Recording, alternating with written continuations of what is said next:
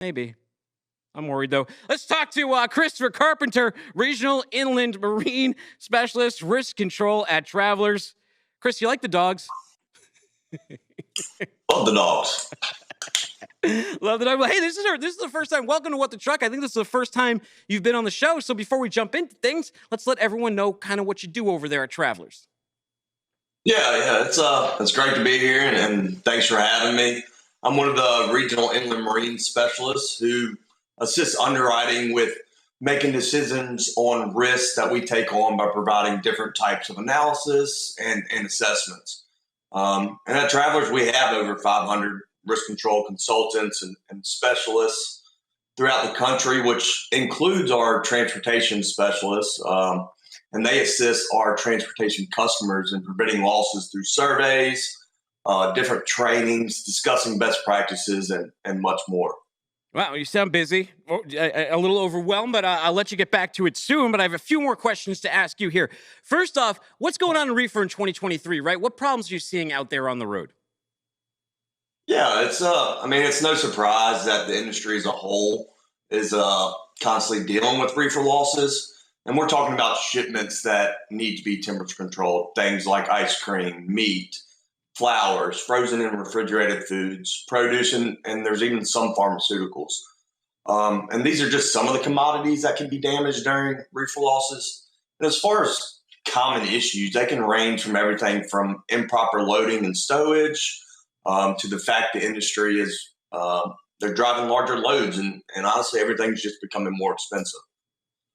There's also a lack of emergency procedures and planning for reefer issues. And then we're also seeing more mechanical issues and breakdowns, which could be due to poor maintenance procedures, a lack of routine maintenance.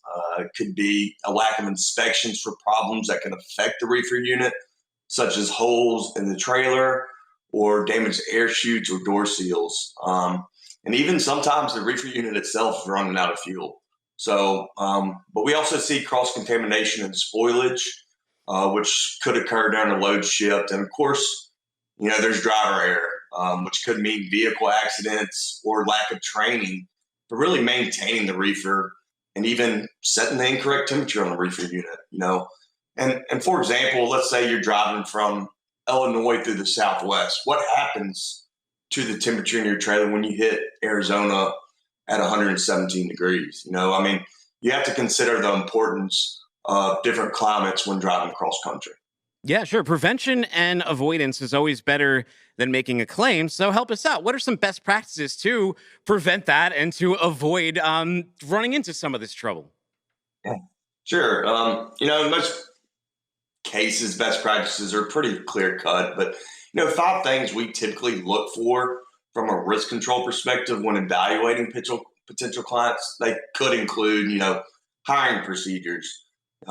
We obviously want to make sure the carriers are hiring properly licensed drivers, completing drug and alcohol screenings and background checks. But we also want to gain an understanding how they vet potential reefer drivers and their experience. What about training procedures? Are they only training on defensive driving, or do they also train on food safety procedures, trailer sanitation, how to maintain and inspect reefer units, how to pre-cool units or load securement? And then, what about inspection and maintenance procedures? What type of inspections are they performing? What's the frequency of those inspections? And who's performing that maintenance? And then what about trailer replacement programs? And then it comes to kind of monitoring and tracking the temperature of the reefer unit. Do they have temperature recording devices? Is the driver checking and documenting the temperature? And then what types of alerts or warnings does the driver get? And then kind of lastly, we want to learn about lessons the account might have learned from recent losses. What have they been doing differently because of a recent cargo loss? We want to see additional measures taken to prevent a similar loss from reoccurring. And then kind of, what about near misses? How are they tracking those? Yeah, right before you came on, we were talking about tech, and one of the things they mentioned was sensors, right? And there's IoT. How is insurance looking at tech, especially in the reefer space? And what are some best practices around it? Yeah, so, First off, telematics has continued to evolve over the years with tracking the speed, hard braking, hard turning, and that kind of allows for proper evaluation of drivers and being able to coach drivers based on that specific data. But even some telematics systems have remote temperature monitoring capabilities where you can monitor temperature and humidity, in real time, right from your mobile device or your computer. Or even better, some of the newer units out on the market, you can even control the temperature right from your office, which is even more helpful when you need to pre-cool that unit. And then we have ELDs to track hours of service and driver alerts and dispatch alerts. But another temporary option that we like to see is portable data recorders. And these can be really helpful, but only if they're used correctly, right? So, the placement is really critical. If you put it up against the wall or too close to the cooling unit, you're probably going to end up getting a false temperature reading. And then when you have bad data, you end up making bad decisions. Wow, Chris, what else should our listeners be thinking about? What other problems relating to reefer can arise? Yeah, I think it's also really important to be aware of some of the more common pre-shipment issues.